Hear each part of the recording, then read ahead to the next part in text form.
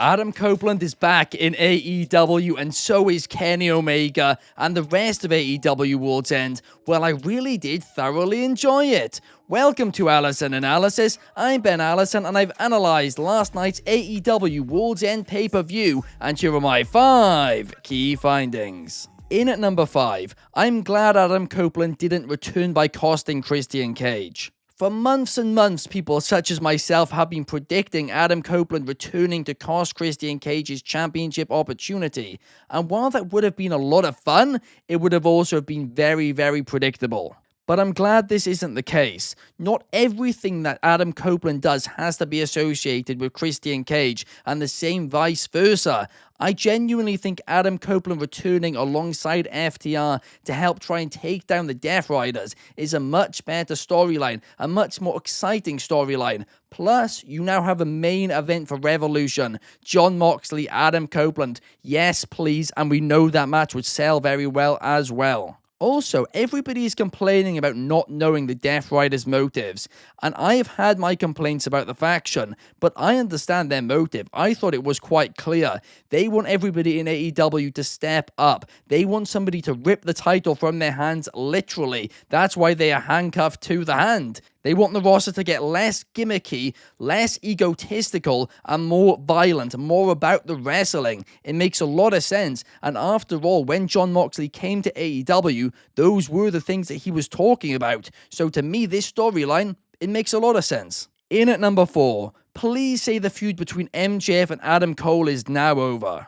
MJF defeated Cole, retained the ring, and after the match, Adam Cole and the rest of the Undisputed Kingdom took out MJF, stood tall, had a lot of fun, a lot of cheering. Woo! There we are, we're done, we're fine, sorted, good ending. I love both MJF and Adam Cole, as I keep on saying, but this storyline has been a cancer to both of their careers, and I am glad that it is now done, or at least I really hope it is. The match was nothing special last night, but was fine. It was probably as good as they could do, considering the storyline has more plot holes than California does potholes.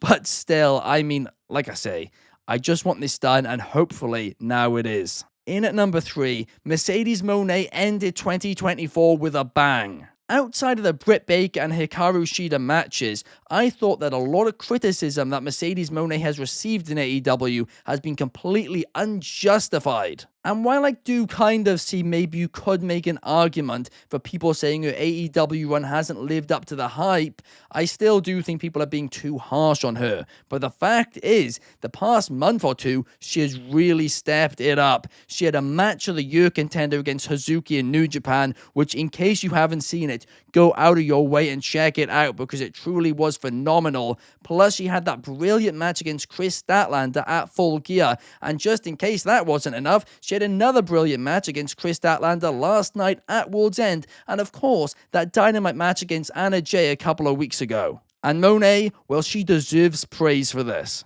The internet wrestling community have always been so harsh towards Mercedes Monae. Even when she was in WWE, they were so harsh towards her, and I've never really understood why. But if anybody is hating on her after the December that she has had, well, you are very simply just a hater. And while I'm not a fan of the Camille storyline just disappearing, I will say since it's ended, Mercedes Monae's work has gone up quite a few notches, because I do think that storyline was kind of holding her back a little bit. But before we go on and move any further into the rest of the card, I really would appreciate it if you guys could leave a thumbs up and subscribe on this video, because here at Wrestling Republic, we create between 5 to 10 free videos every single week. And in addition to that, we have a live daily stream on YouTube and Twitch every single day, 8 p.m. UK, 3 p.m. Eastern, and 12 p.m. Pacific. I hope to see you guys there. Thank you for watching. In at number 2, the 2024 Continental Classic was a huge success. The action in both of the blocks was miles better than last year and increased TV ratings for both AEW Collision and AEW Rampage. And then the addition of a semi-final was certainly a good move, as last night the show opened with Will Ospreay versus Kyle Fletcher, and boy oh boy was that a banger of a bout. Yes, towards the end, for my personal liking, maybe a couple too many big move kickouts, but even still, and the fact that the match ended with a Stars Clash, that gets a huge thumbs up from me. And then, of course, we had the solid match between Okada and Ricochet as well, which Okada won. Then we had Ospreay versus his mentor Okada in the final, and these two have met each other 10 times before this match, with Okada winning 8 and Ospreay winning 2, but unfortunately for Ospreay, the streak would continue as Okada did defeat him and he did win the tournament. And again, it was another banger of a bout. And again, maybe a few too many kickouts for my personal liking. But regardless, super, super fun. And at the end, Kenny Omega presented Okada with the championship. And that moment, with the All-In banner behind them, that was phenomenal. Inject that into my veins, please. And in at number 1, AEW is in a really good place heading into 2025.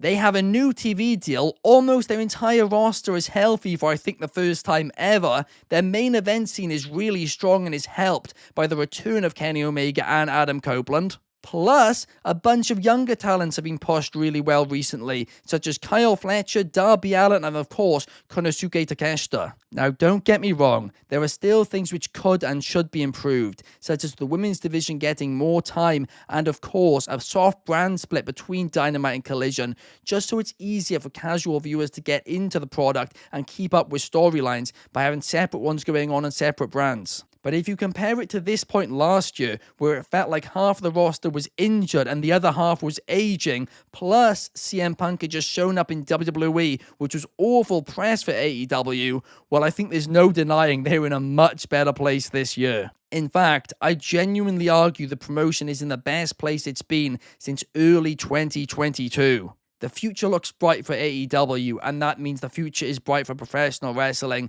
I am super excited for it. Both promotions are on fire right now, and the future, it is so exciting. But yeah, I thought this was a great way to end the year for AEW. Certainly not their best pay-per-view of the year by any means, but I do think the tournament format throughout the show was good. The only change I think I probably would have made was I think I would have had the Continental Classic final be at the end of the show. I think the Fatal 4-Way should have been like second to last.